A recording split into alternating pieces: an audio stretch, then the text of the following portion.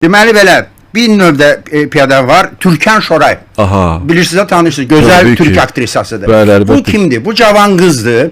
Deməli, günlərin bir günündə rəfiqəsi deyəsən bundan borc alanda kompliment üçün deyib ki, sən Türkan Şoraya oxşayırsan. Bunun beyninə batıb bu Türkan Şoraya oxşayır. Bu bir. İkincisi, hardasa oxuyub ki, Türkan Şoray cavanlıqdan yolu keçəndə o qədər gözəl idi ki, bütün maşınlar dayanırdı, hamı ona baxırdı, yol verirdi. Və o Türkan Şorayın yolu ilə deməli yola baxmır, fikirləşir ki, mən də Türkan Şoraya oxşayıram. Məsəl üçün deyirəm, mən o adları ona görə qoymuşam ki, yadda qalsın Ceyhun. Yadda qal. Tələbələrə bunu deyəndə, tələbələrə də bunu deyirəm və onların yadında qalır. Hərdən zəng edirlər ki, dünən qabağıma Türkan Şoray çıxmışdı, dünən bir geç qalağı çıxmışdı.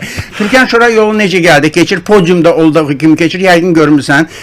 Deməli, hərdən qulaqçıqla keçir, siqnal verəndə baxmır, elə bilir ki, ona sataşırlar. Bunu da qorumaq lazımdır. Ümumiyyətlə, bütün piyadaları qorumaq lazımdır. Çünki sürücü hər şeyə cavab verdi. Hələ ki, ehtiyatsızlıqdan insan həyatına son qoyma maddəsi qaydalardan götürülməyib. Ona görə bunları ümumiyyətlə insanı qorumaq lazımdır.